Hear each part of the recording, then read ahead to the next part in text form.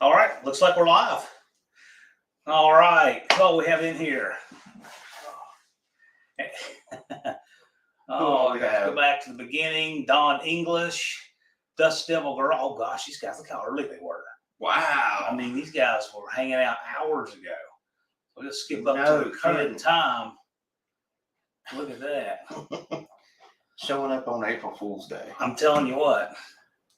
Okay, I see what's going on. It's the time on the computer. So I'm using DV's computer here in the performance dungeon. So now I see what's exactly. It's got the timestamps back in there. But Mopar 62's here. Dean Stevenson from the other side of the world. Junk Car Willie. Junk Car Willie's got some neat stuff going on this channel. Yeah. John Mounts. Do I have that right? Since it is April 1st, are we supposed to believe any numbers that are...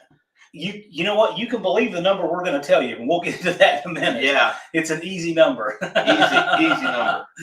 Mr. Will, I read as you're posting about your back. Man, sorry about that.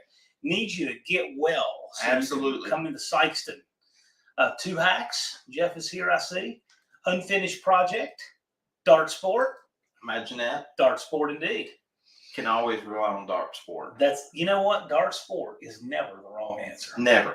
I don't care what the question is. That's right. If it's a trivia question, who slapped Chris Rock's head off the Oscars? The answer Dart could be Sport. Dart Sport. It would be perfectly acceptable. Might be a new meme. You know what? It should be. Yeah. It should be. Rob's Rods and Streetcars is here. All right. Now Don is here, trenched in. John Trudell. Let's see here. I hope so. I hope so. Wendy English. Awesome. Creedence Chrysler Revival. I've heard you doing some cool stuff on your channel. I told him about your project. I haven't seen that yet. I can't wait to check that out. Yeah, it's pretty awesome. See Terrence Seymour. DV brings the cult following from around the world. That's right. Mitten Made Muscle, and he's got a neat ride himself. Oh, look at that. The Nelsons are in the house. Absolutely. Hide the slow cars. They'll have them for lunch. Oh, Patrick, mostly old parts and rust. Greg McDonald.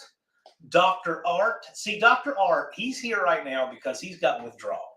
I've been so busy, the earlier part of this week, I didn't get to crash his live. And I didn't get to pester him on Jason's live on Monday and Tuesday. So now he's here. He's in withdrawal. That's funny. It. Tall John, how you doing, man? NSB is here. Glad you're here.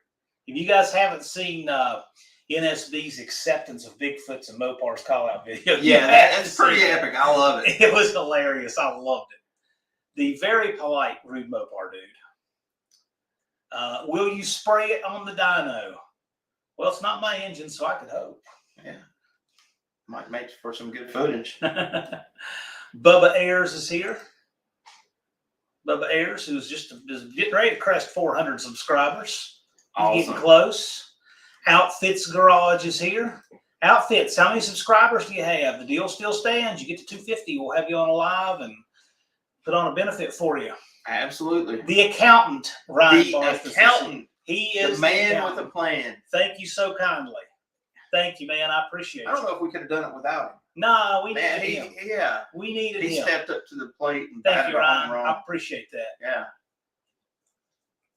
All right. We got a bunch in the house here. Try to greet you guys. By the way, David Vizard is here. He's milling about.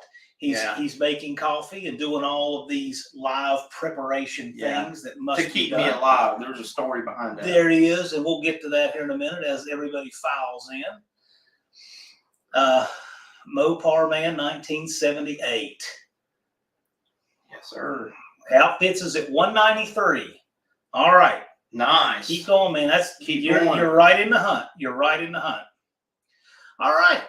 Looks like everybody's is going, and I'm caught up on greeting people, which is important to me because that's why we do it. I mean, that's exactly right. We do it for you guys. If I want to hang out with important people, absolutely, because I've been hanging out with Andy all day. I want to get behind the computer and hang out with Andy. Yeah. Oh, this Mr. Will got a shot on a Wild Rose video. We were talking about Wild Rose today. Yeah. Wild Rose is a superstar. Yeah. I told Andy he had a piston video pressing in wrist pins, and Andy hadn't seen it. And I said, you don't even need to see it. You just need to listen to it.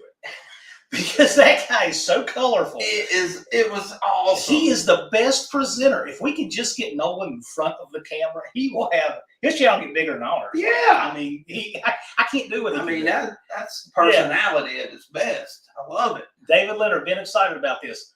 Us too. We're getting to that. Thank you, Barrows. I appreciate it. Shop Cat. All right. So here's the deal. I'll lead into this and I'll let Andy tell you. And for those of you just joining, because a bunch just joined just now, DV is around the corner. He'll be here in just a minute. It's his seat. Making me some coffee. As you see, the ever-present calendar is ticking down, 181 until the no-name Nationals in Sykeston. So we got to have that. I brought it with me, right? Yeah. So last night, I get into the Gastonia, which is Charlotte area of North Carolina, right? Which is where we are now. And I had so much no-name Nationals business, I couldn't leave where I live in Virginia until about 5 o'clock. And I planned to leave at noon. And it's a good problem to have because we got a lot of good things done. It wasn't any problems. It was good stuff, but it was just busy. Right. Several things landed on my desk at the same time. Right. Okay, that's all cool. Well, I get here and get all checked in and everything right at 9 o'clock. Touch base with Andy. He's right around the corner. So we have dinner. And he tells me, yeah, he'd been on it all day and had so much to do to get ready for the dyno, right? Well, this morning, I meet like 7-something this morning. Yeah. He hadn't been to sleep since. That's right. So we had dinner and he hadn't been to sleep. What was that? That's like 9 o'clock, right? Yeah, that was 9. I got back to the house, about 10:30? Yeah, you had a long, dragging day then. And then this morning at 7, he's got the same clothes on, hadn't shaved. Just still haven't shaved. He looked like he needed to be put on one of those 6-volt trickle chargers, right? And he soldiered on. And we went back to his place and thrashed and got mixed up boss ready to transport. Yeah. You know, and there's so many little things to do on dyno day. Yeah. But anyway, that's where we started. You take it from there. So this morning, tell them about your morning. Well, let me tell you this. You know, my best ideas will get me in trouble, you know, typically. So if it wasn't for this guy coming down and helping me out, I would still probably be trying to get this thing to the dyno. Basically, all day yesterday was spent grinding on the Cleveland tunnel ram to make it fit the Windsor. You know, a lot of unexpected things happen when I bolted it on for the final time. Like as far as the angles of the bolts and having to make changes. And so last night in the 12th hour, I'm outside. I know my neighbors hate me. After last night, I'm out there with a die grinder, just going to town on this intake manifold. And by the time I get a hold of him this morning, I'm like, this right here from no sleep, you know. And I'm like, John, I need help. I mean, I couldn't even think straight at that point. But, you know, that's the kind of time when you need somebody to help you administer stuff. Yeah. Because, you know what you're doing, but it's like, I'm like, hey, Andy, can I help you make a list? Can I help you not forget anything? Let's go. I'm like, list? I can't even think about a list.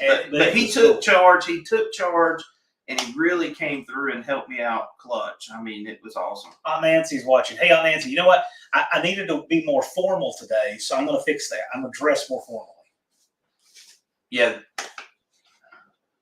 I'll take my work UTG hat off and put my nice one on. How's that? They got to work out today. That's it. But no, so there's lots of little things, you know, like we have a sling rigged up just to lift this engine because it's a tunnel ram. It's that intake is huge and it's in the way and everything. Mm-hmm. And see, Bob Nancy, she's a regular recurring character on my channel. She's popular. Yeah. See, Jason's brother Rob says, hi, Nancy. See? That is awesome. Unfinished project. You have no idea how bad. I always have these ideas I want to do. And I had a great idea this year. And between working on the house and this, I just couldn't do it. But April's not up yet. That's right. April's not up yet. Chris Greenway. Yes. Sit tight. I'll explain everything in a future video. All right. Hey, I like that. You know, we're going to change Rod's handle to Ribs Rods.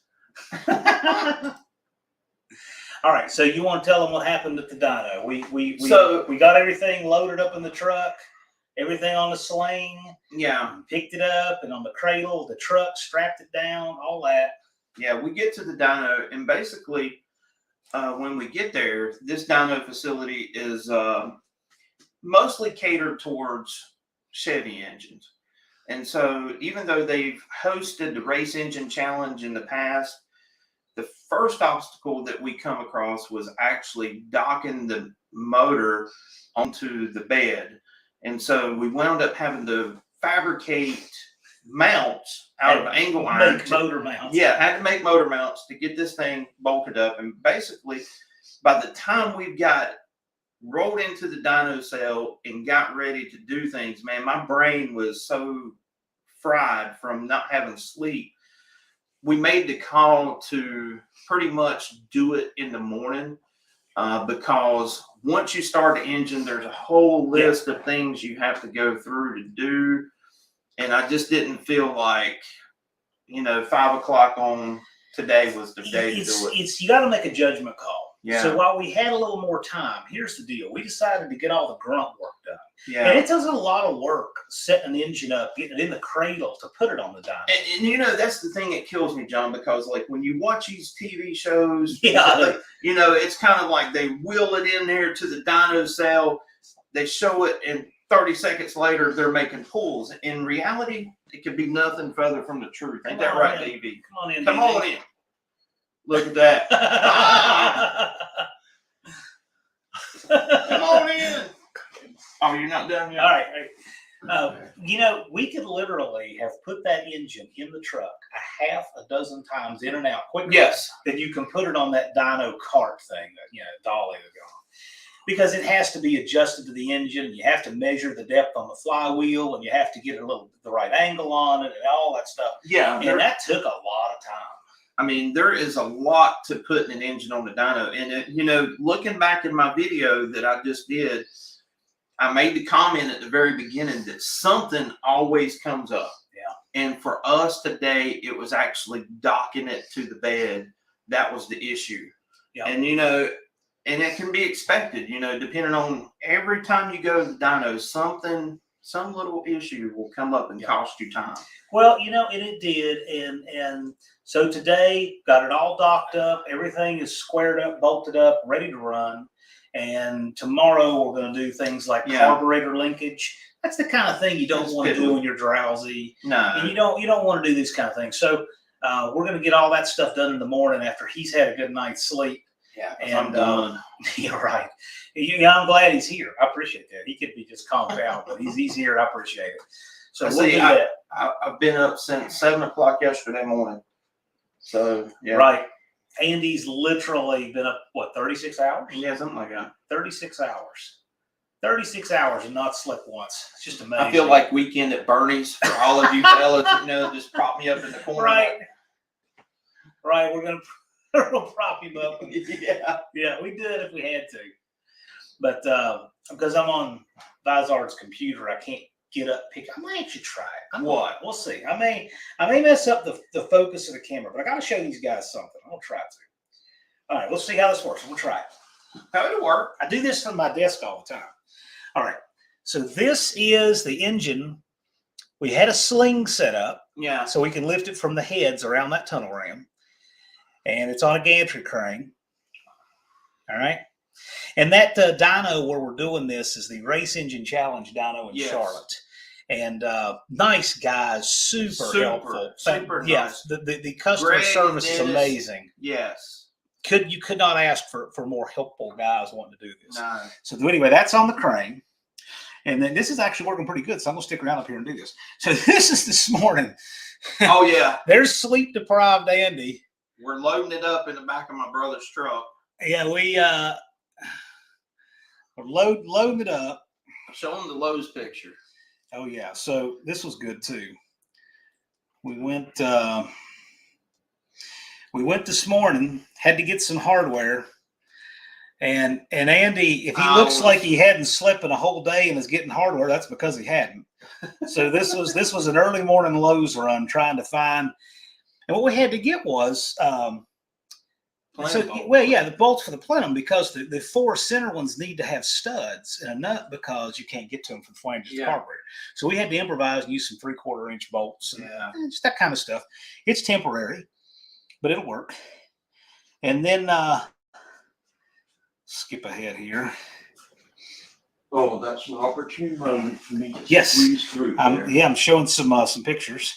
Had to rig up his sling. Those of you guys that wear chest rigs in combat, you'll recognize that. It's the same exact setup. We had to do that.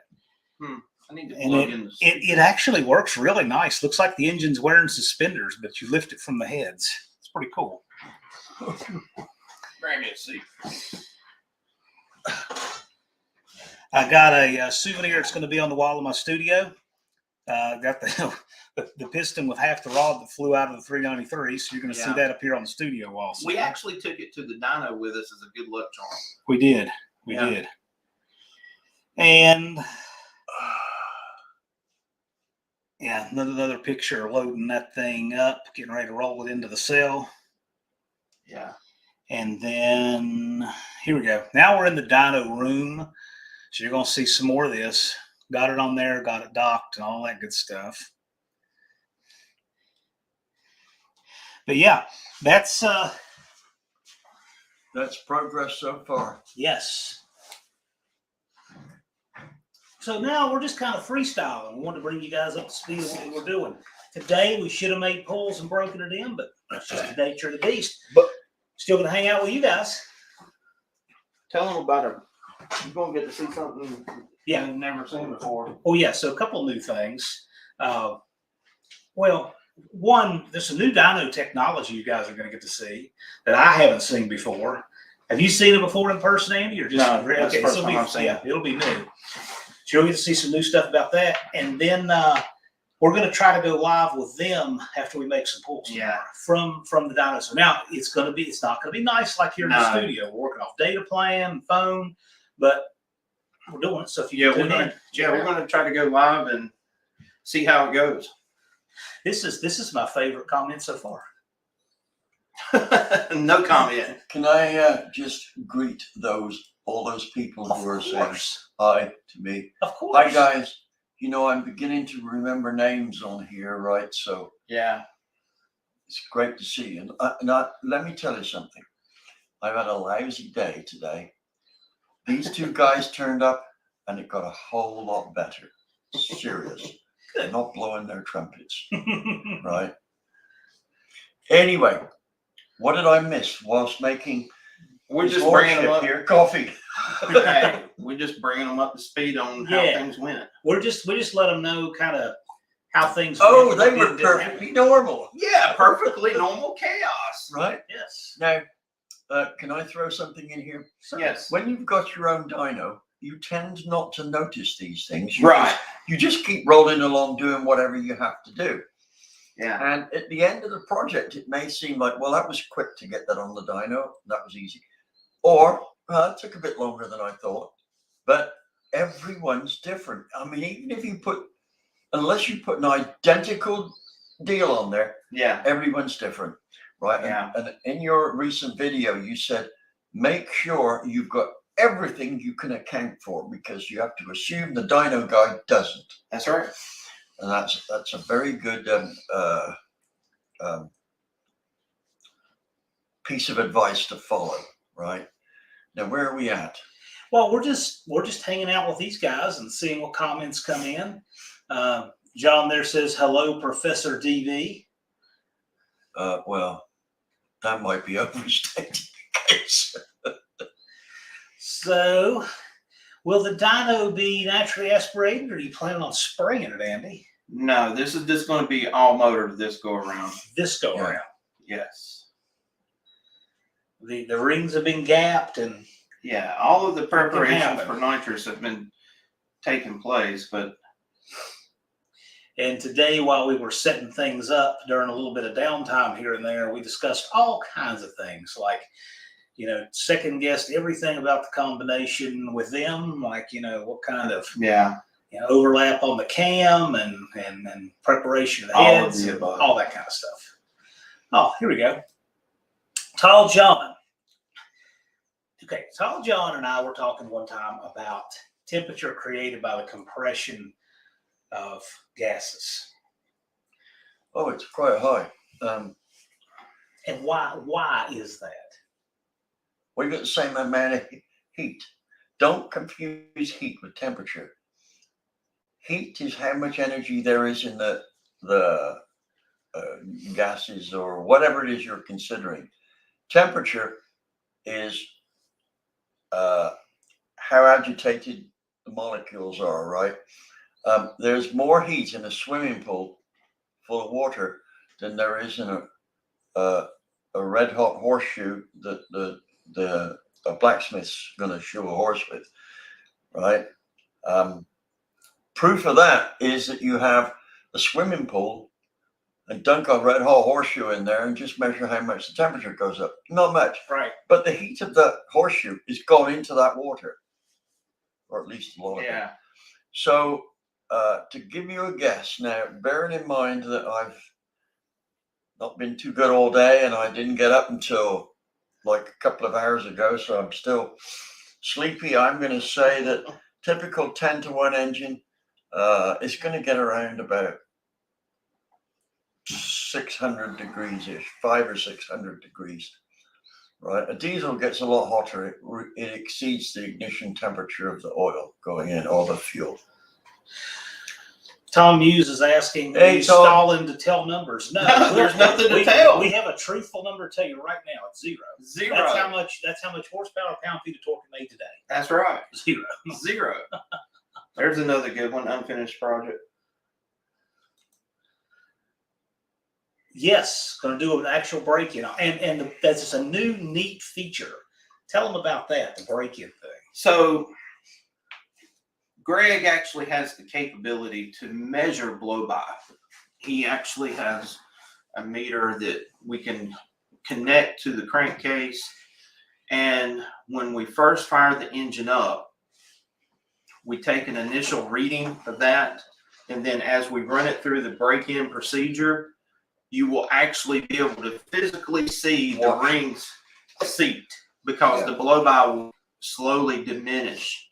And that lets you know that you've got a clean bill of health, and you'll get to see that in the video. It's pretty neat stuff. And once you get to the point of, not having any more, you get to a threshold point as to where it levels off, then the rings are pretty much seated. That's what Tom John said. My blow-by on my dyno I had in California, we would get our engines down so that they virtually read 0. Yeah. Right? Now, here's the thing. When you're used to seeing 0 and you suddenly see 3 CFM, you go into a state of panic. Yeah, it's like, right? What is wrong? And virtually every engine on the road exceeds 3 CFM. Yeah. Even your brand new Mercedes engine. Terry Grover's asking, you guys ever tried to port a pair of heads with half of a burned out drill bit and watch your buddies on YouTube at the same time? Well, I can't say that I have, but it's possible, I guess. I'll tell you what, someone somewhere has tried to narrow a valve guide with a drill bit. I'm sure. Oh yeah, you know that's happened. Put a carbide bit in a drill and try to do it. You know that's happened. And it takes approximately just short of forever. Yeah, the other thing too, I'd imagine if you're doing that, the valve seat itself probably looks just like a serrated knife edge by the time they're done. From hitting with the drill chucks grinding into the valve seat. Well, I ported a 2-stroke engine with the drill. That can be done. Yeah, it was only a 50cc motor. Well, no, you didn't have much to remove then. No, and I can tell you that took quite a time. But enthusiasm overcame the boredom. I bet. Right. The blow-by rule for remaining alive. Yeah. Come on, guys, say something else. You want to replace that comment? I can hide it. We have 68 in here. It's a pretty good crowd. Right. Now, Pretty good crowd. did we come in here with an agenda? No. Our agenda was Our to basic discuss the dyno. agenda was the dyno, Yeah, right? we were going to discuss And the of results. course, we would have had a lot more to talk about Right. other than what we didn't achieve. I say we, guys, while all this was happening, I was snoozing, right? He had the best plan of all of us, really. Sleep right through it. Mind you, I didn't get to sleep until about 4 this morning, so I guess I deserved it. Just got here. Andy talking about tunnel rams yet? We're always talking about Always tunnel rams. talking What are you tunnel talking rams. about? Hey, you know what? I think that somebody is here trying to eavesdrop and get intel on your dyno session. I wonder. Oh, Oh, You guys, I was right. yeah. Oh, wow. I gotta know what happened. What happened? Wow. Well, I've got an idea. Let's have Tony, basing it on his life's experience, try and guess roughly what happened. First time on the dyno with this engine. First time on the dyno with the engine. Yep, and it's quite a bit different.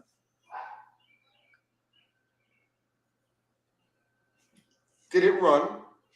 No, you're right. Bam. Yeah. Bullseye. No, Okay. it's not. There. Winner. See, most people won't get that. I'm putting this right and that right to connect this, that, and the other up, right? Don't tell you the story. It made 0 pound-feet of torque and 0 Zero. horsepower. Bro, I got you covered. Let me tell you. I stayed up all night long last night getting the intake manifold to fit.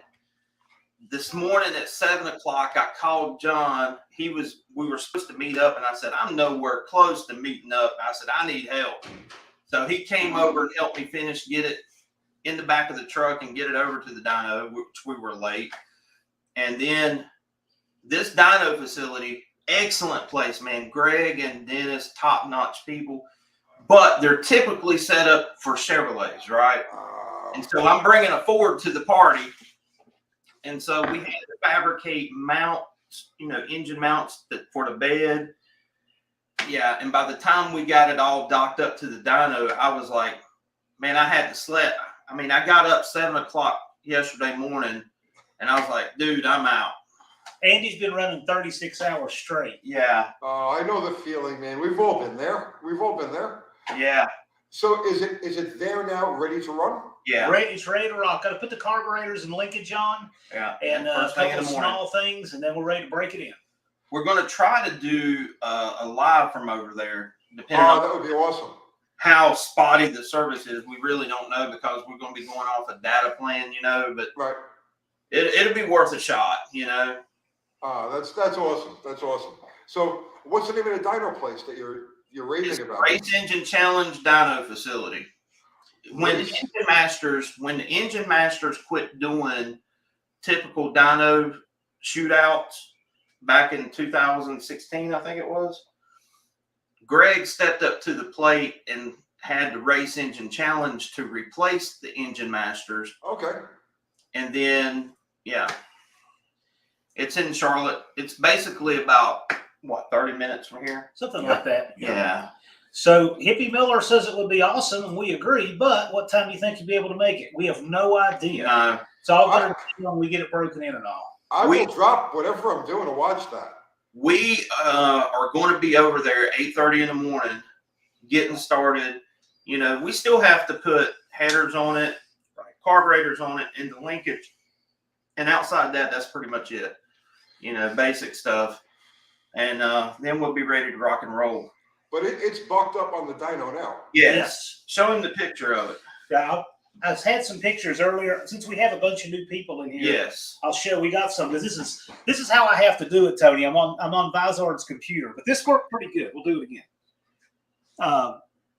This is Andy and Dennis in the dyno cell. Oh, that's badass. The edges are vertical. There you go. Yep. So it's And if you guys, that one's, I have to fix that video. But here it is on the crane that they're, getting ready to go in. God, that's badass looking. It has a mean engine in it. I've already had somebody text me and ask, they say, hey, I want to make that the wallpaper on my computer. Can you send me that? What I love is that the valve covers dwarf the intake. Oh yes. And It then does. this was the scene this morning. This is Andy 24 hours awake, running on nothing, coming out to load that thing up. And he's got Casper there and everything. So Oh man. Oh, and one thing too, I'll show you real quick, Tony. This I also got a souvenir for the wall of my studio. Since Unity Motorsports Garage does not have stickers for my wall, that's his sticker. I gave him a trophy. Right. That's from the old motor that was in there. Yeah. Yes. Well, it wasn't that old, Well, the previous motor, the now deceased yeah. motor. but it wasn't that old, What was it, Andy? It was a pin come out of the distributor. Or Yeah. something. I mean, what a stupid thing to. And I've never. the irony is we went to all this trouble to put together a reliable engine, but who would have thought that a pin coming out of a distributor would be the culprit, right? Yeah. It's the story of my life. That's exactly how it all goes. It's all tight, it's all good, and then something stupid like that happens. Oh yeah. Yeah. This is a good question. I can answer that. Yeah.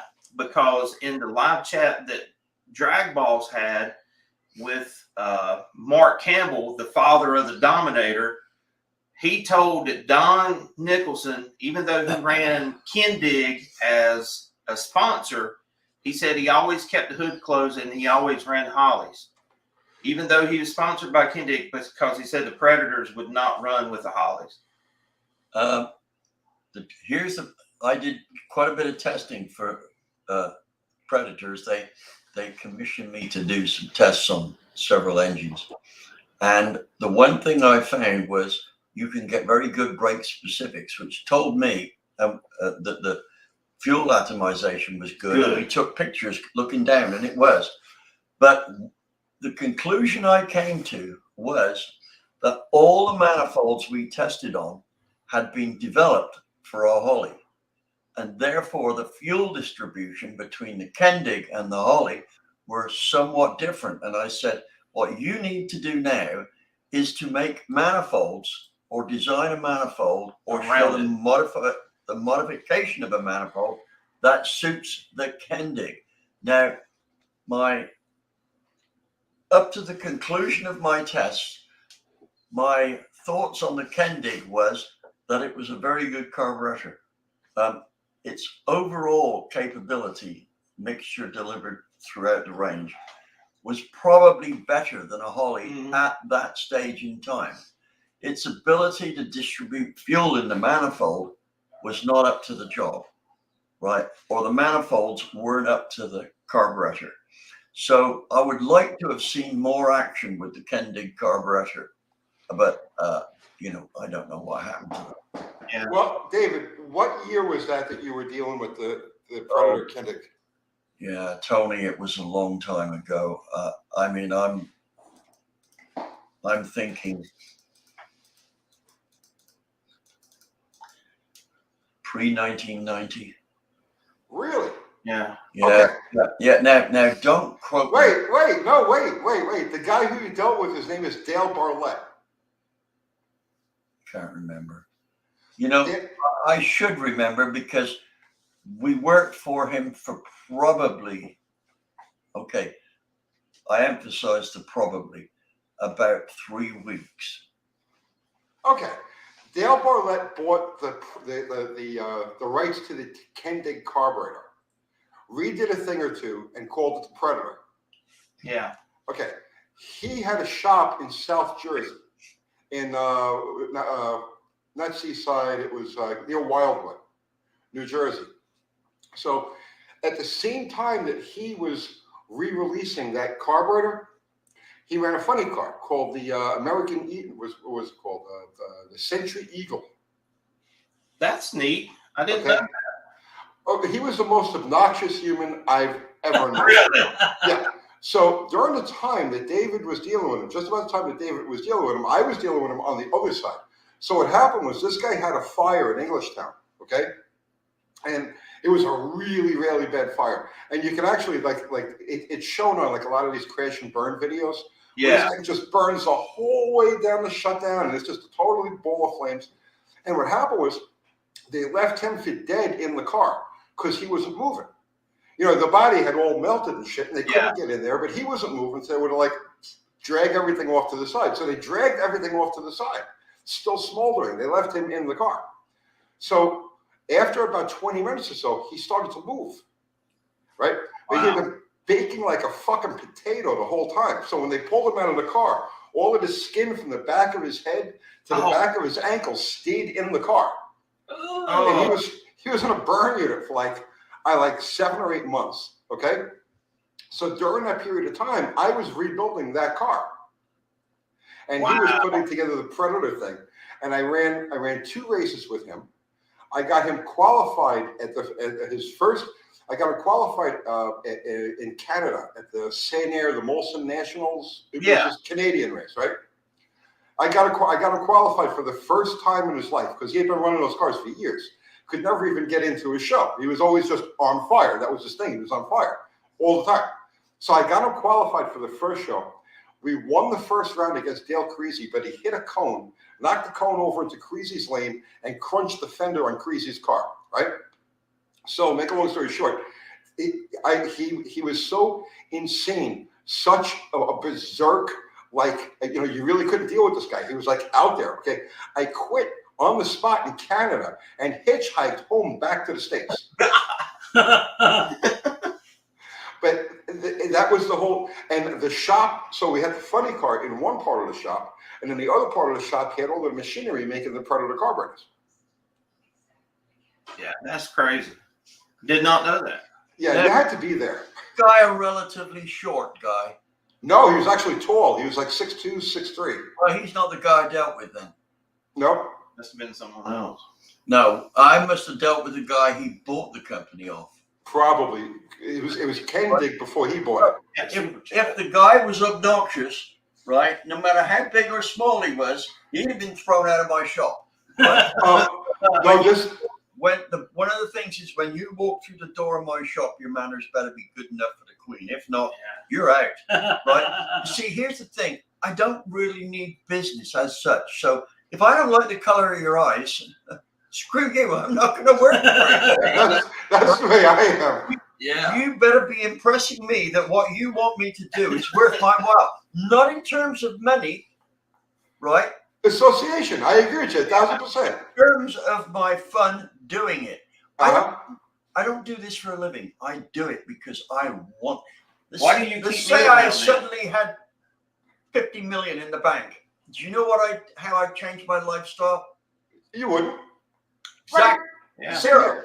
Right? So if I don't like the person who comes through the door and they start demanding stuff, right?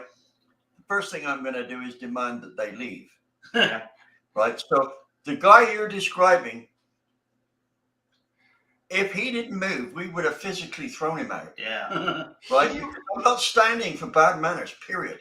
He was like, you are. I'm not standing for it. Tony locks them out. He just keeps the doors locked. He didn't take the chance. this guy was just a narcissistic asshole. I mean, like, just he was like, you just couldn't spend time around him. I remembered him.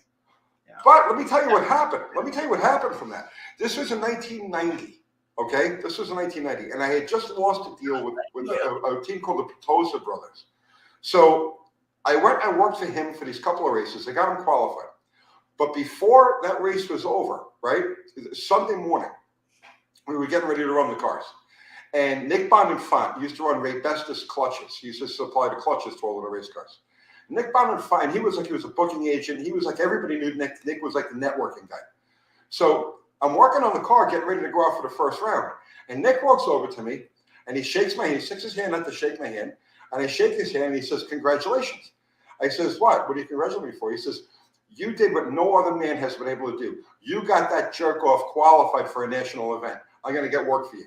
And so from that point forward, I was for hire. Like that was my ticket in. From that point forward, whenever somebody needed a clutch guy, they needed a diver, they needed a tuner, they needed whatever they needed, they would call me, and I would get paid for the weekend. So for a few years, I got paid. I was a professional bouncing around nitro guy. So it was bad deal that turned into a great deal. Andy, Luna's got our Good. lunch tomorrow. It's a good story. Thank you, Brian. Thank you. Appreciate it. But David, I'm with you, man. I said to myself years ago when I was a kid, I was in my 20s, and I said, I will never do something for money that I wouldn't do for fun. Yep. You know what I'm saying? I'm with you on that. Tony, That's the difference in a security contractor and a mercenary. Yeah. A mercenary doesn't shoot everybody that wouldn't shoot for free. you sure about that, John? It sounds likely, but Maybe. Tony, Sir, I have a feeling that you look upon your life a lot like I do, right?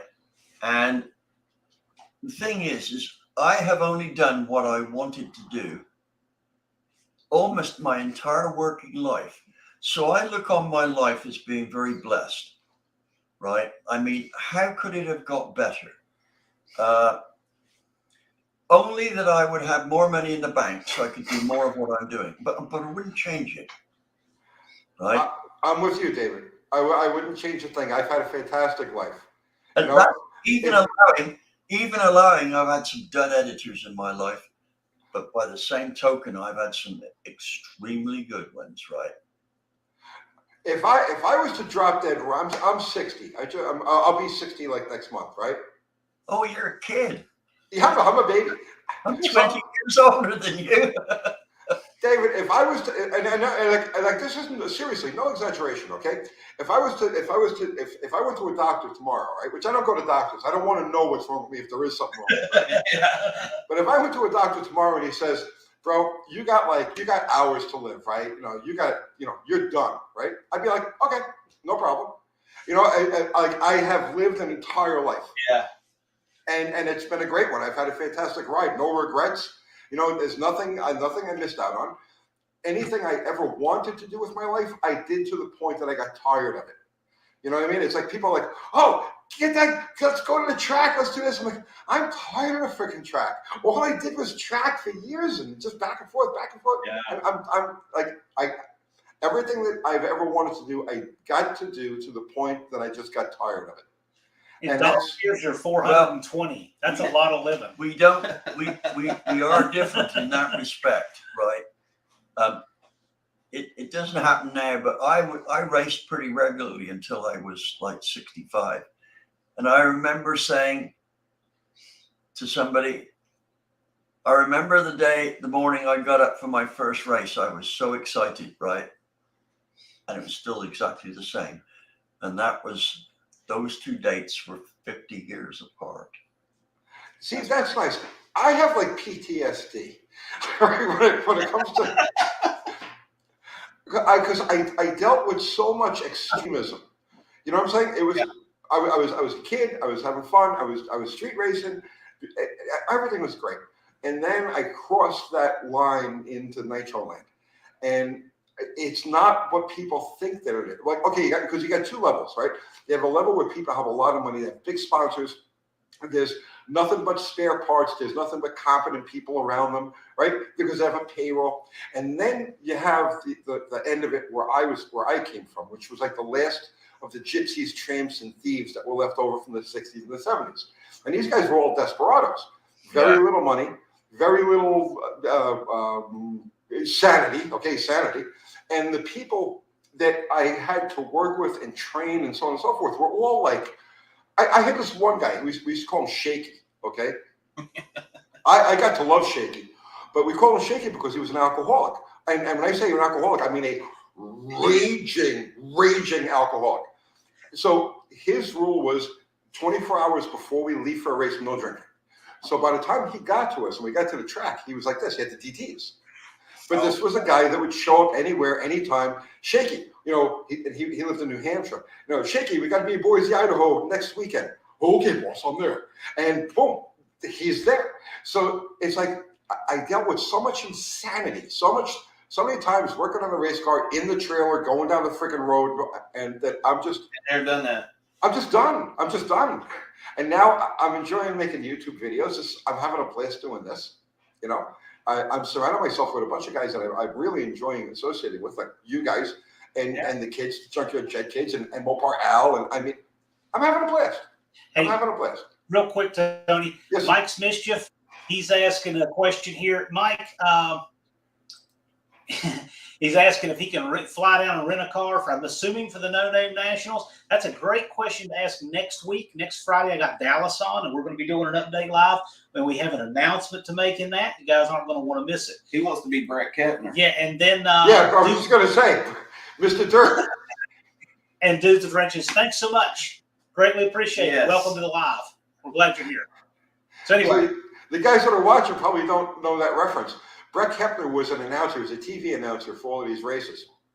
And he also wrote for Superstock and Drag Illustrated and a few other things. And Brett also has a photographic memory. So Brett will remember every single name, date, car, thing, detail. You know, if it was 1971 and it was, you know, Machine Gun Kelly racing, you know, the Casanova brothers and a Pepsi cup blew across the hill. You remember the Pepsi cup blowing across the thing. He's crazy like that. But he also had this alternative identity as Mr. Dirt. So Mr. Dirt, what he would do is if he was going to announce at a race, he would go rent a car and he would enter the car into the bracket race, whatever it happened to be. And more often than because he was so mentally like down, you know, he's like a machine. He did really good for himself. Oh yeah, rent a car, bracket race it, win the race, and get a little bit of cash. Heavens Mopar says he's thinking about shipping his car instead of towing it. I will have it ready. No excuses. Well, he's got the right attitude. Heavens Mopar, he's the, you know, you ever watch a Shawshank Redemption where the guy crawls through 500 yards of sewer pipe to get to free? Oh yeah. Heavens Mopar is that guy. Wasn't that a great film? Yes, yes, it was. It was. And the only thing that bothered me was the young guy that got shot. I can't remember his name. Good I actor. can't remember. He started along. Yes, I know you're talking about. Yeah. Right. Yeah. Young guy. And I thought, that's a really mean thing to do. Not on the cars to just shoot somebody ad lib, you know, not unless they've been about. We can shoot Putin, can't we? Yeah. Right. Unfortunately, my 50 cal won't go quite far enough.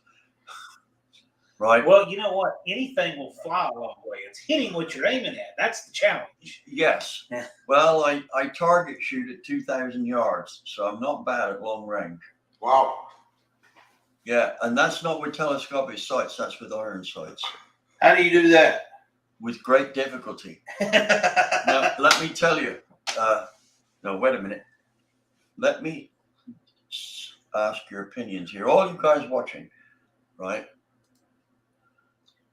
You need to say who I am. Well, let me tell you, Pilgrim. Oh my God. Now it's getting John Wayne hour. The first shot was a ranging shot, He does. right? First shot was a ranging shot. And I would shoot at 2,000 yards at a white balloon about this diameter on a stretch of water, which was in the shadow of the mountains. So the lake always looked very dark there, black, because it was the shadow of the mountains. So this white balloon just stood out like a white spot. Right? You got to have good eyes to see it. I couldn't did even have see good eyes. 2,000 yards. Right? And I would guess the wind, guess everything else, load the gun up, right? And it was custom powder and everything, right? And fire. And you had to fire lying down because the freaking recoil from it was, you know, I can't shoot anything stock. Right now, you can't drive anything stock, you can't shoot anything stock. 44 Magnum rounds, which is why my elbow here got damaged, because it had the muzzle energy of a 30-06, but not quite, but that's what it felt like. But anyway, I could usually put that first round in a circle, probably about a little bit more than the size of this room, at 2,000 yards for the first shot. Right, so it might go over it 50 yards, but it passed the balloon probably only 2 or 3 yards away. So it wasn't 50 yards out. It was only whatever that circle was around the balloon. And I would shoot at that all afternoon. Yeah, and I'd have my shooting rest and my coffee and all that. How long did it take for the shot to get there? And it usually took me A little bit. adjusting everything about 30 to 50 rounds to burst that balloon. See, Right. I have no aim. Like we're the exact opposite, right? I have like I need to get up. I carry little tiny guns that you got to actually, you could almost insert the bullets manually if you had to. You know what I mean? I'm the exact opposite.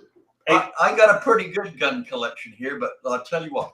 I'll tell you who's got the gun that I would like, and that's Dave Braswell. Yeah. He has a gun. Now, I've got to try and remember the facts here, but I'm pretty sure this is right. He has a Colt 45, or a pair of them, in a red velvet case that was given to his great grandfather by none other than Colt himself. Samuel Cole. Yeah. Samuel Colt, Nice. yeah. None other, and Good they Lord. have, and as of 20 years ago, they have never been fired. Wow. Nice. Now you have to ask yourself, how much are they worth? I can't imagine. I'm guessing that they're probably More money than I have, bro. probably worth an awful lot more money than 99.9999% of guns out there, right? Never been fired. He showed me these guns when I lived in Tucson, and they look brand new, right? And they're all decorated out with silver and gold and all that. God, if Sure. they were made today, they'd cost you a fortune, right? Tony, we've decided that no matter what the question is, the answer Is darts Can for we- Road sport. dart sport is never an incorrect answer. never. Okay. So in other words, if I ask you, for 728 divided by 6, Dart sport. it could be a number, but dart sport is not incorrect. Well, you could use like gematria and like rearrange the letters and assign numbers and divide, multiply by the position of them, and end up with that. Yeah. Brandon, I don't know what you're asking. What rig are you running at 2K? Talking about 2,000 At yards. 2,000? Nothing. At 1,000 yards to 308 Remington 7. I have a National Mac M1A, right? 800 yards with open sights is a challenge for me. My rig at 2,000 Yeah, well, is a radio. Look at it, barn Okay. door. My rig at 1,000 is a 308 Remington 7. Yeah. 10 I love pound a 308. 10 pound class. Yeah, I got this. The range is about 7 feet. What's that, a bird? 7-8 feet at the most. What is that? It's all 25 caliber. Oh, yeah. It's 7-8 special. That's it. That's as sophisticated as they get. Here's something that I'd just like to pass mention on.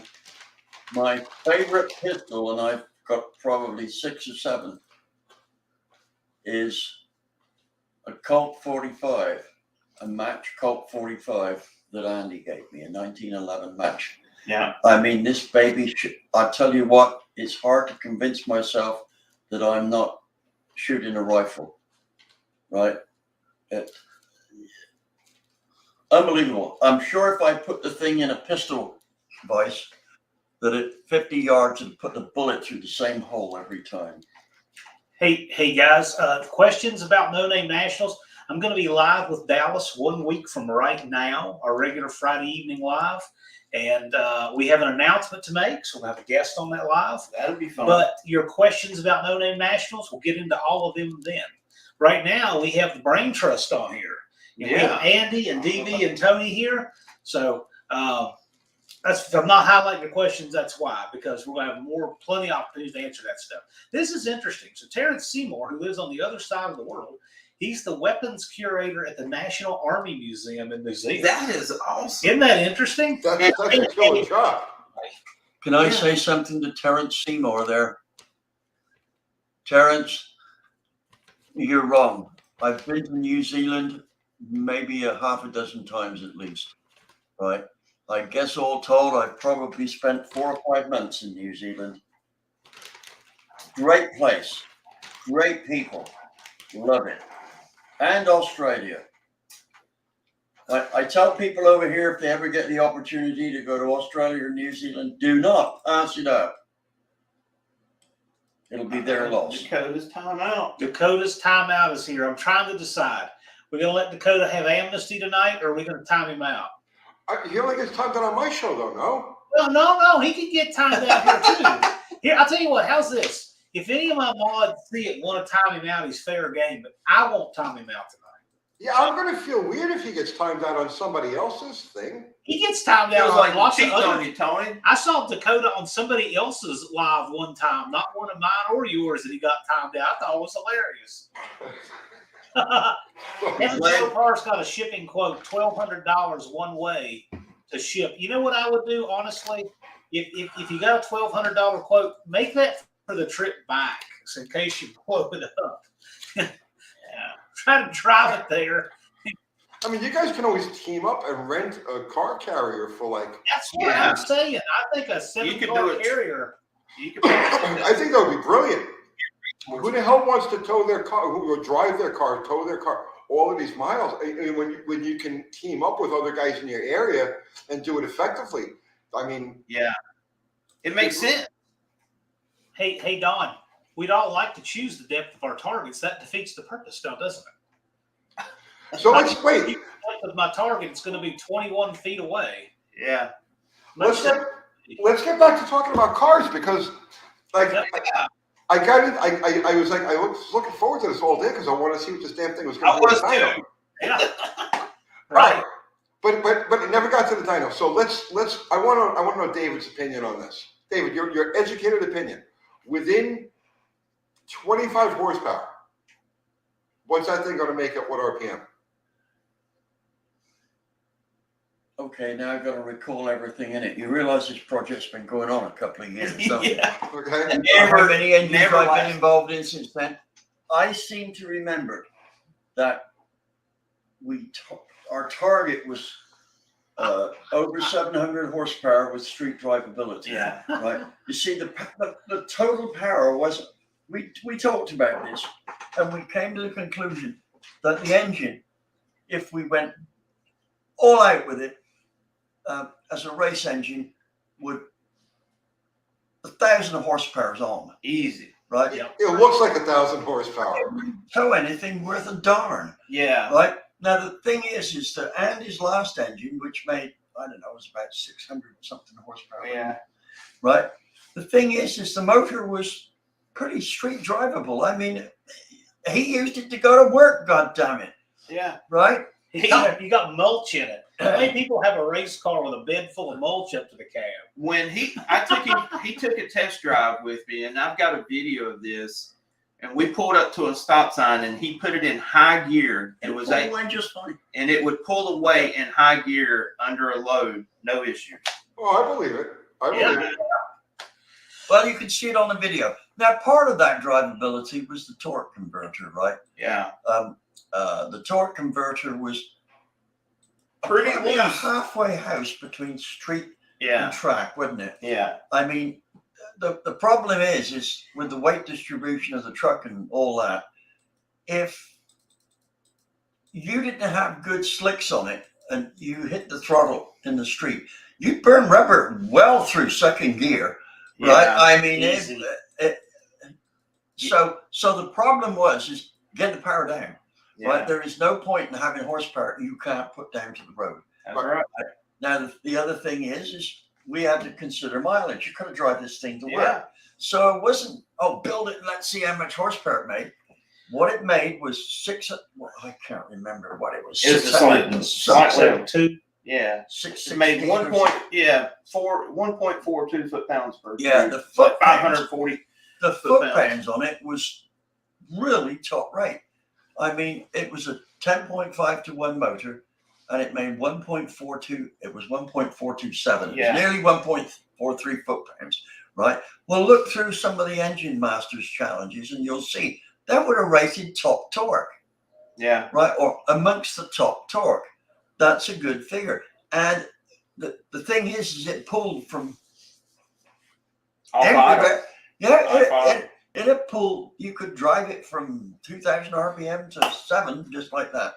Now, the new motor, right? Do you know what the number we're really hoping for is? 1.45 foot-pounds per cube, If we get there. right? That's our target, My guess right? is Our 600 horsepower pounds. target is, it's going to be good anyway. Yeah. But we set not the horsepower as a target, but the torque Torque. and the drivability. Torque first, drivability second, horsepower third.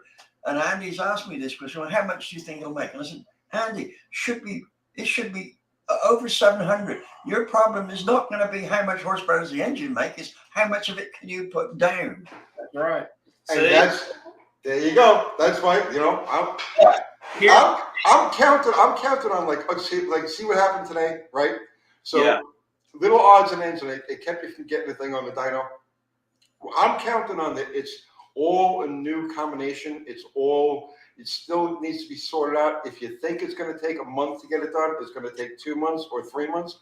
And I'm counting on that thing being relatively unsorted and you being relatively unfamiliar with it. By the time we get to a track, it's June, I'm already late to the party. You know, that's what I'm saying. That's what I'm saying.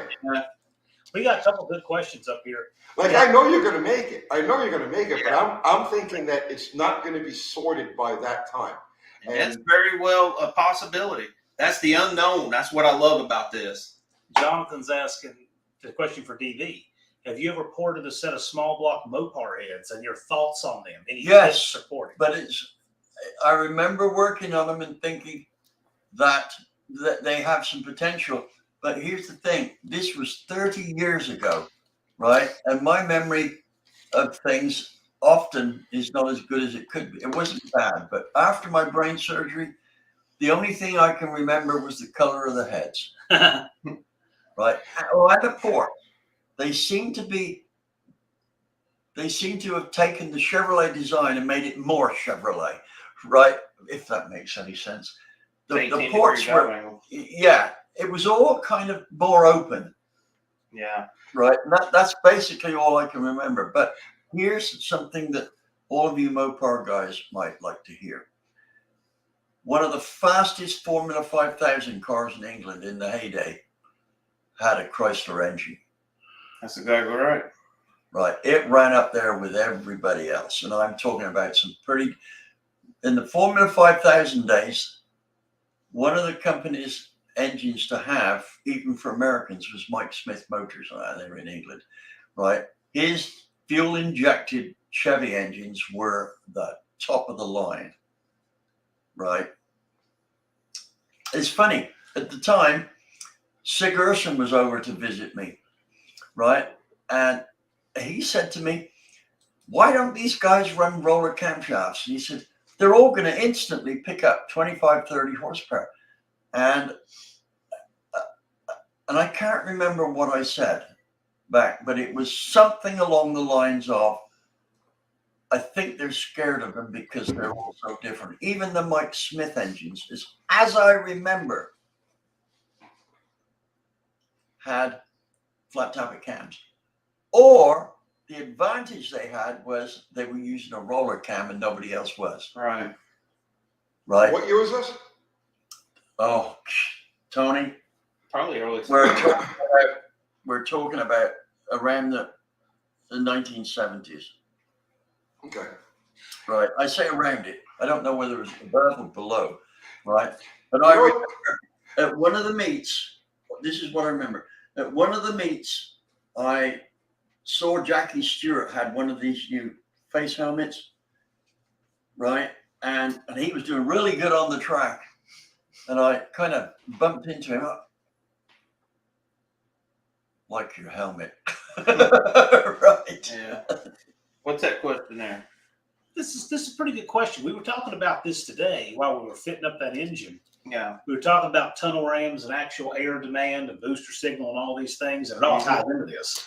So Unfinished Project wants to know, and I'm assuming this is on a Dart Sport, would a tunnel ram do anything by itself? Meaning if no other upgrades were made from stock. So you take an engine, you take the regular single plane off and put a tunnel ram on it.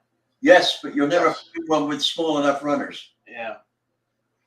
I think it's like a street-oriented tunnel ram, like that wine that we're putting on Slaghammer. That's a great street intake manifold. Yeah. Yeah, You but don't want it sticking out the hood. just by itself. Yeah. Just by itself. If you're putting it on with stock, let's say it's a Chevy. If you're putting it on with stock Chevy heads, those runners need to be probably in the region of 20% smaller. Yeah.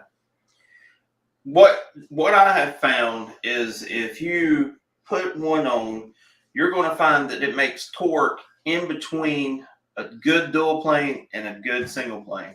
It's Yeah. going to fall somewhere in the middle because the runners are longer than even a single plane intake, but not quite as long as a dual plane. So, you know, like he said, most tunnel rams, the runners are too big unless it's a 289 Ford tunnel ram, and we put it on the 408.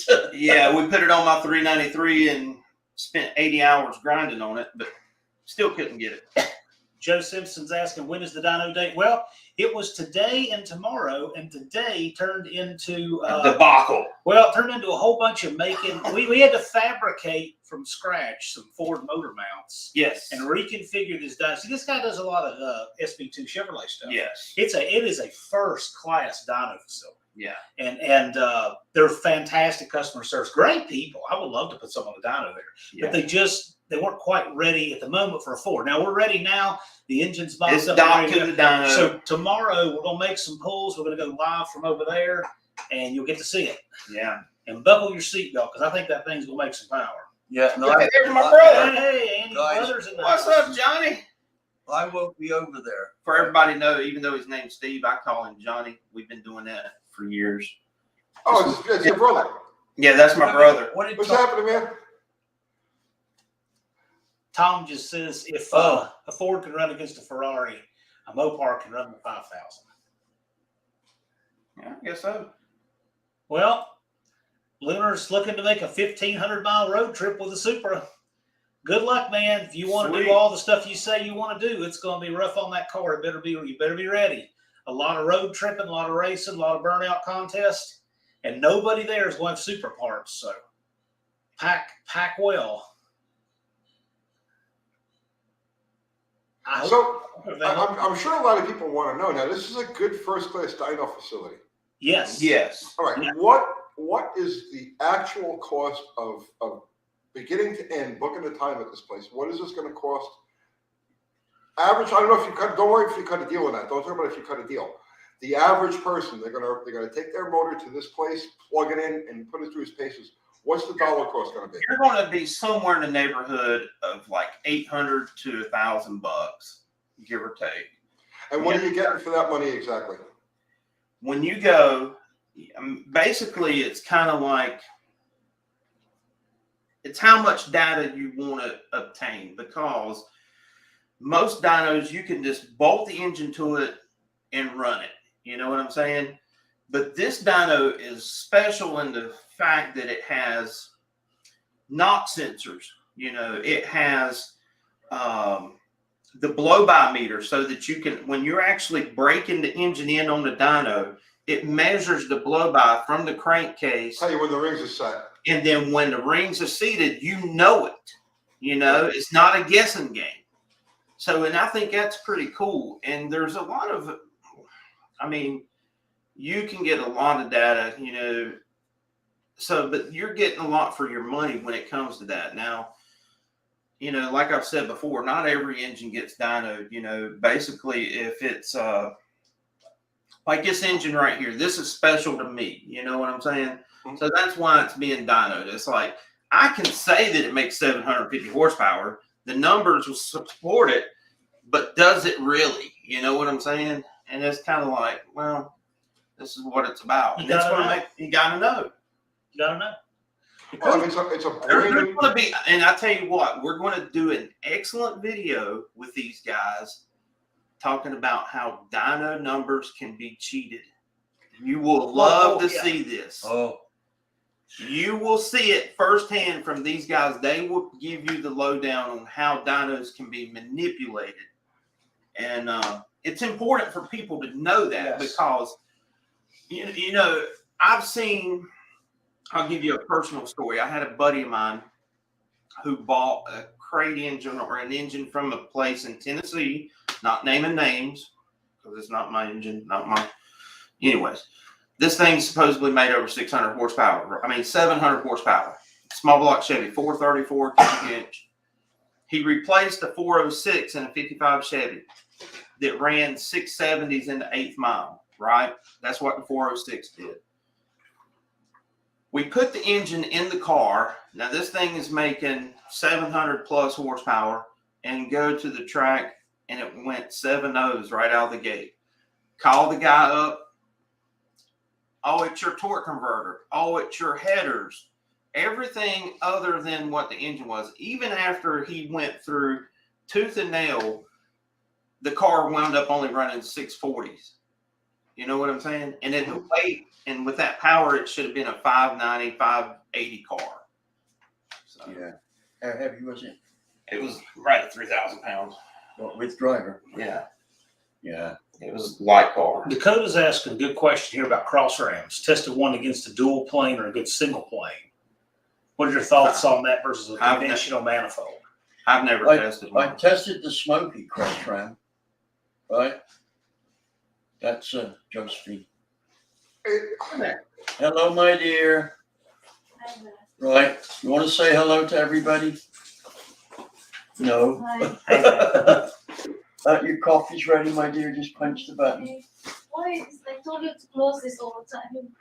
Well, we wanted to make a noise upstairs as well. She sounds like Mary Poppins. Joe says, nice big day tomorrow. Indeed. Yeah. Indeed. We're actually going to try to plan doing a live from over there. We're not sure how well that's going to go, given our signal. That's right. It'll be fun. You know what? It's free, right? So if the picture's kind of grainy and we have limited signal and it's not the kind of production quality you're used to, well, guess what? We were doing it. You don't have to watch it. Yeah. If I look like Max Hedgerow, then so be it. Ruben here, Muscle City Madness, our friend Ruben, he says, I'm sitting next to a living legend. That's right. You're not sitting next to anybody. John, you're a bit out of the picture. That's okay. There's more than enough of me in this Yeah, picture. move over. I'm making up for it. There's too David. much I of me in the picture as it is. So, but back to Dakota's question just for a second. Yeah. Dakota, the cross ram, and assuming that you're talking about a dual quad, three different dual quad manifolds, a dual plane, a single plane, and a cross ram. The cross ram is going to have the same effect as a single plane, just with a longer runner. So whatever you would expect from a longer runner is what you're going to get. The cross ram is just a long runner single plane intake manifold. Right. Gibson knows what's up. He knows where we're going with that tomorrow. Yeah. We'll get into that. We'll get into that all together. Rude Bopar Dudes works at a speed shop and his boss refers to David Vizard often. He doesn't know I get to see it live with my people. That is awesome. Maybe you should tell him. Yeah, maybe we should tell him, invite him.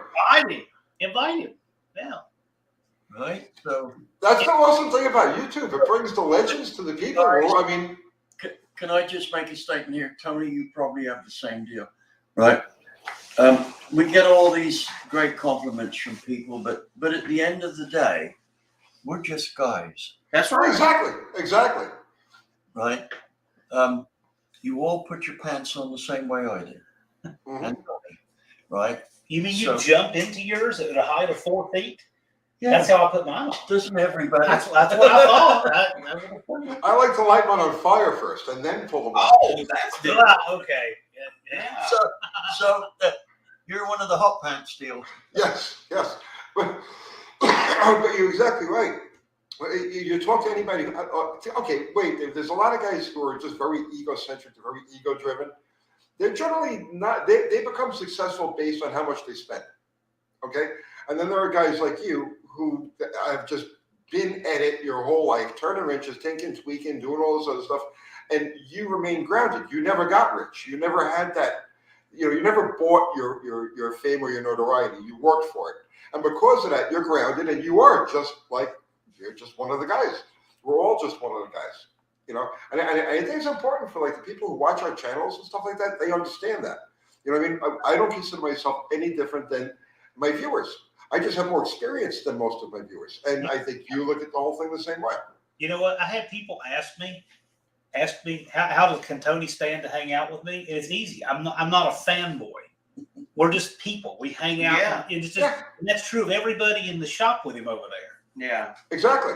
Hey, Big Richard would love to meet Mr. Vizard. And yeah. I'd like to meet Big Richard. He's going to be at the No Name Nationals. So Well, I'm trying to get there. It's all a health issue. I'm going to take you with me. Right. We're gonna take good care of you. Hey, Dallas, what's going on? Dallas is in the house. And for those of you guys, and since we have, there's different shifts come in, right? Different shifts of viewers. For you guys who have No Name Nationals questions, Dallas and I will be live a week from right now. And we have an announcement to make. It's pretty cool. You'll want to be there for that, but that's a good time to ask your questions. Nice. And Dallas also does a show with me every Wednesday night. So Yes. if you miss that one or whatever, you can come for a Right. Wednesday night show, 7 o'clock Central every Wednesday night, and you can ask Dallas any No Name National questions you want right there. It's wide open for that. Right. So Sunday night and Wednesday night, UTG has a standing slot, and then this channel has a slot on Friday. And you never know when we'll be on each other's channels. So half the week you got an opportunity to get questions in somewhere in the UTG universe. Right. Unlike that, the UTG universe. It's a big thing. universe. It's a thing. It almost is, isn't it? It is. It really is. UTG network. It really is. It's taken on a life of its own. I can't take credit for it. I mean, it's like we got something started, but I mean, you guys all took off in your own directions, and you're all creating your own thing, and I'm amazed by it. I wish I could take credit. I wish I could say, "Oh yeah, I did this, I did that." No, you know what I mean. I just got it started. And you guys just happened to orbit into it, and then bam, it's You've everything's heard taken the on a word life of its own. catalyst, haven't you? That's what I'm a catalyst. That's it exactly. Well, you have to have some kind of talent to be a catalyst, right? So, Or just shameless. well, that might be so. I'm not going down that road, right? but the point is you can't unless you're a Kardashian, you can't do it with zero talent. See it, Alice? Good night, Dallas. When Andy had the carburetor guy on, he talked about how dynos used to be about brake horsepower, That's correct. as you would be on a brake to test the horsepower. That's right. It's funny. We were talking about that We too. were talking about a lot of technical But that was Drag questions Balls, today. actually. It wasn't me who had him on. But Can I just tell everybody where that term brake horsepower comes from? Tell Yes, please give do. us the Please do. Now, let's go back to James Watt, the guy that often is credited with inventing the steam engine, which in fact he didn't quite do. What he did was he went from a 10% effective steam engine to a 90 effective.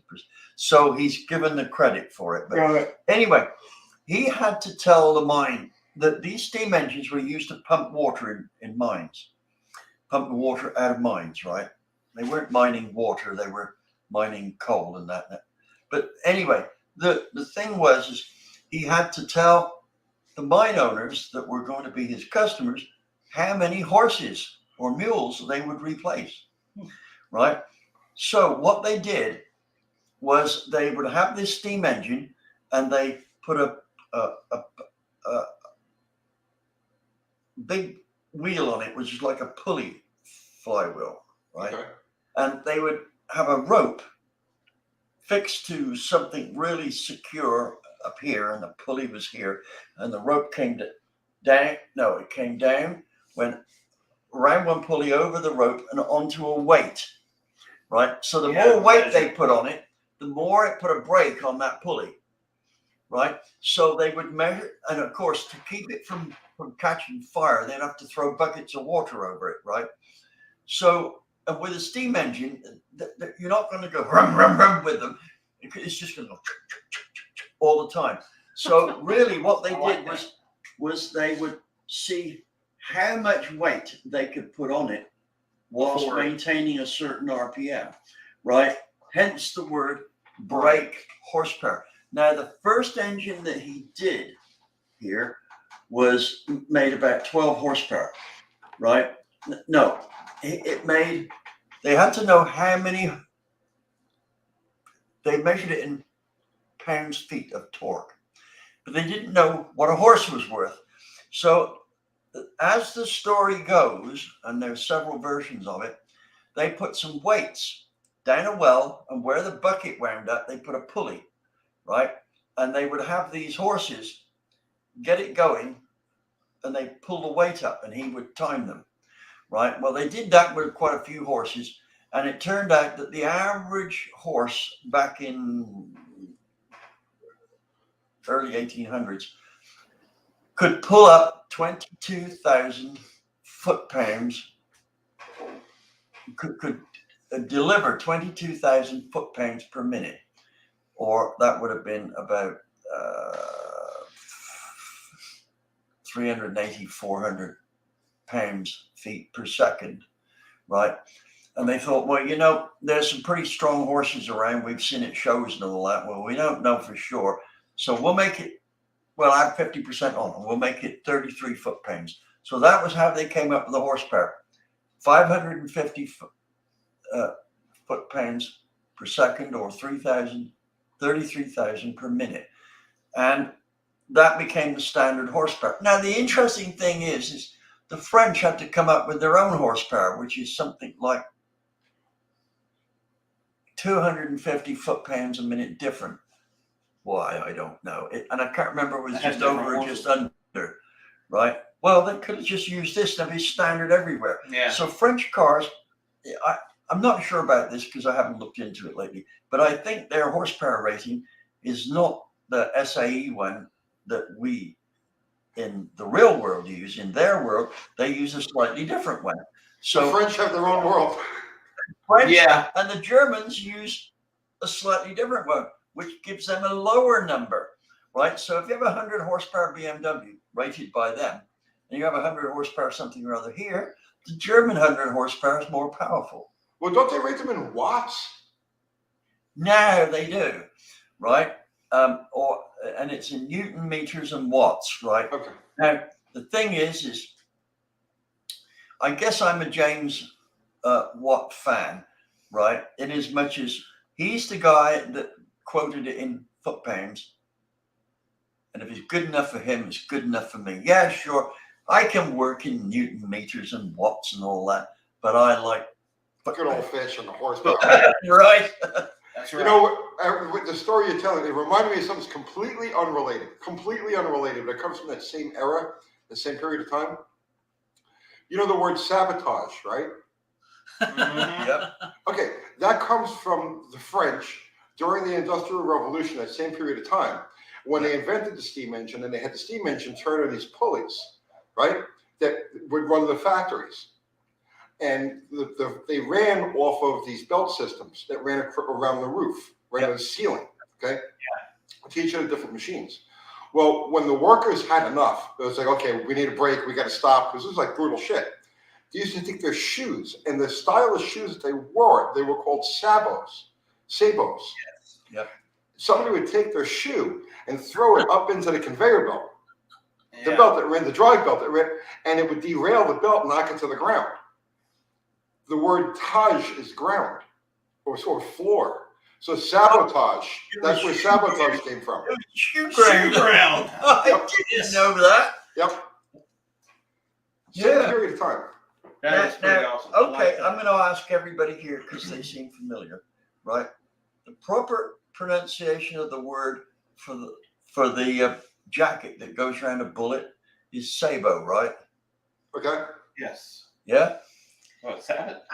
That's how they pronounce it around here. But Yeah. I don't know if that's right. Yeah. That's how most people say it. What?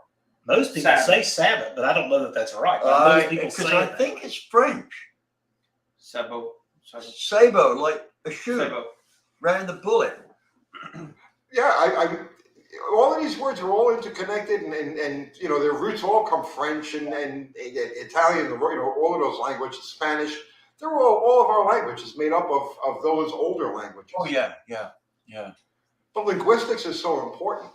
You know, that's one of the things. I'm, You know, I'm still trying to learn English, right? So don't complicate it.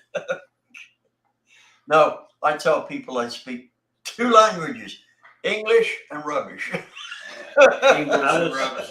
I was told one time that cops are all fluent in 2 languages, English and profanity. I don't know. Probably the True, yeah. truth. You know, if you're a cop in England and you use profanity, you can get pulled over for it. We'd have no cops there if it weren't for that. Yeah, really. You know, you'll find if you get arrested in England, the first thing is they address you as sir or madam, Huh. right? Well, it's the same thing here for the most part. I mean, Yeah. here in Tennessee, they're so polite with everything that they do. You know, Yeah. they can be shooting at you, like, sir, hold still. You know. No, so what do we got?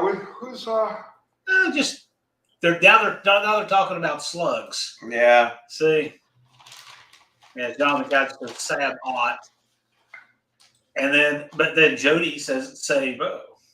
Where? See, Thumper says he speaks in acronyms.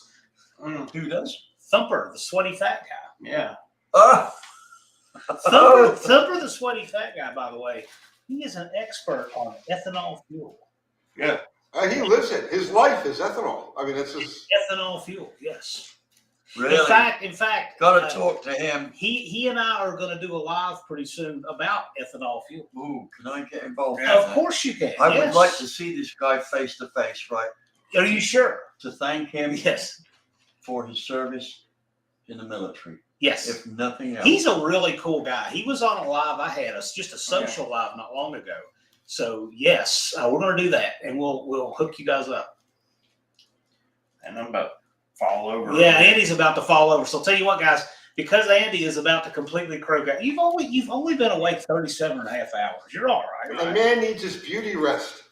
We're gonna Yeah. wrap up here, guys. If you got any last questions for Vizard or for Andy or for Tony, go ahead and get them in, and then we're gonna wrap up here in just a few minutes. And fun I live. got a few words for Tony. Yes, sir. I've started work on, and I'd like to make this an announcement. I've started work on the 50 mile per gallon thing that you did back in. Oh, I So- forgot about that. Right. Well, I haven't forgot. I've been thinking about how am I going to follow this on. Right. And what I want to explain to people here is that, and to make sure they understand it, that this was inspired by how you described in very basic terms that anybody who's listening can get hold of. And what I was going to do was to now put it into engineering terms that hopefully everyone will understand, to show that you are on the right lines all the way through this, right?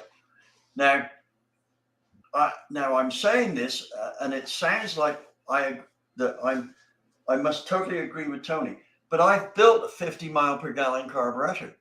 But Okay. it doesn't make you wrong. It actually, everything you said still applies. Now I want people to see that, because you're coming in from a world of reality, and I'm coming in it from a world of engineering. What would it take to build a carburetor that will allow a four-seater? This is the thing: a four-seater sedan do 50 miles a gallon. This is a four-seater sedan complete with 3 people and all the luggage they need for an extended trip. Right, so it's not an unloaded sedan. It's Loaded. It's me and 2 females, right? And you know how much luggage girls carry, right? I've got mine in a shoebox. They've got theirs. Well, not only did we fill the trunk, but we had the back half of the seat where Slam the full. 4th person. But you know, the thing is, the whole hypermile thing. Yeah, I mean, there's no question that you can get something that'll run 40 or 50 miles per gallon. A moped Well, I have a Super Cup that gets 100 and something miles to the gallon. into the gallon. Oh yeah, the monkey. Yeah. Even with me on it, okay, And he's not aerodynamic. still getting over 120 miles to the gallon. Yeah, I know. I got the Super Cup the same way. It just doesn't burn gas. But that's not what we're talking about. No, I know. But what I'm saying is that you can there's this kid now on YouTube. I just saw this video yesterday, or the day before, who's mounted a lawnmower engine on top of a small block Ford. Okay, great. In a steady cruise, you'll get 40 or 50 miles to the gallon, but it's useless. You can't climb hills. You can't pass. You can't drive into a freaking headwind. You know, I mean, it's like, what's the point? So that's the thing, David. Can you get 50 miles to the gallon out of a conventional internal combustion engine, carbureted? We're not going to discuss that now. You'll see how I'm doing it now. When I've got the first take done, I'm going to give you a call and Okay. get your approval on it, right? So Okay.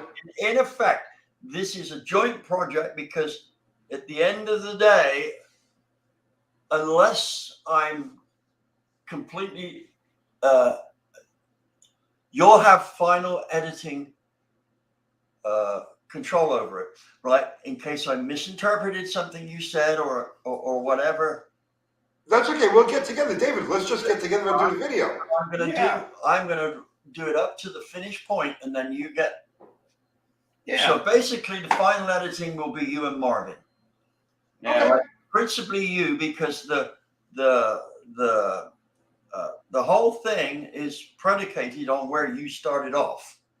Okay, now this is great. I'm looking forward to it. Question: How much of the variable Venturi principle is applied to this?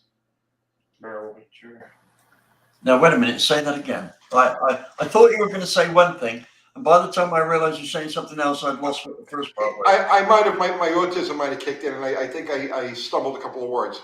How much of this carburetor, this concept that you're working on, is related to the variable Venturi concept? Oh, 100%. Oh, okay. So you're doing a VVT. I'm not doing this for the Holly, Okay. right? And you see that, and you brought all this in with what is the world's most common carburetor, a Holly. Yeah. Can it be built to do 52 gallons? Sure it can, but not in its present form and not on a V8. Yeah. Right? But speaking of gas mileage, Andy was talking about something really interesting with one of the dyno operators today. Mm-hmm. Andy's running a pair of 750 Dominators, okay, from Allstate. And he said, I'm going to get 20 miles. I am going to break the internet, and you're going to We'll break the internet.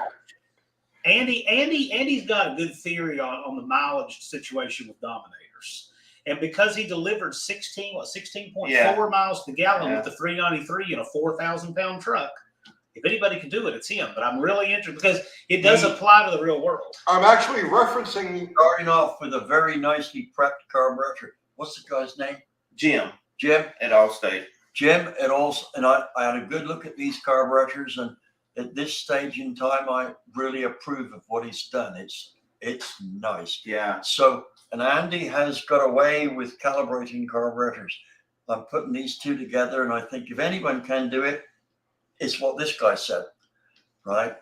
You know, the interesting part is like Jim at Allstate, he knows my mindset.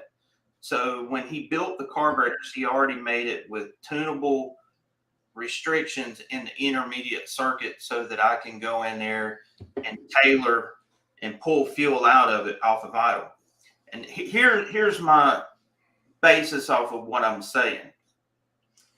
With a smaller carburetor, you have to have more throttle opening to make it go a certain speed down the road, right? You have to have a given amount of opening for a smaller carburetor. With a larger carburetor, with the Dominator, you have larger Venturis. You can get the same amount of airflow at a fraction of the throttle opening. Because you're not pulling through the booster, you're pulling just through the. Yeah. But don't forget, you got four bigger butterflies. So if you crack those butterflies open, Just barely. let's say until there's 10,000 gap. Yeah. You're just feeding off the transfer slot. About 4 times though. Straight off the auto. Yeah, that's right. And Everything it's above brilliant. the blade is pure, everything below it is fuel. That's the way you need to look at it. That's pure brilliance, pure brilliance. And it's completely counterintuitive. But what you're saying is exactly right. Exactly right. And by the way, I'm referencing you and your carburetor things. I'm doing a video on dual quads. Sorry, not dual quads, multiple carburation tomorrow. Yeah. Basic primer course. And I'm referencing you and your tuning methods with the, and I did want to ask you a couple of questions about 660s. Yeah. But not right now. Not right now. anyway, You got to get some sleep. You got to get some sleep. Much further, I gotta have my insulin injection. But we can wrap it up anyway, because see, Joe here, he needs to call it a night. I know Andy needs to call it a night. Vizard needs to call it. So I'll tell you what, We'll get together. this is a good to be continued.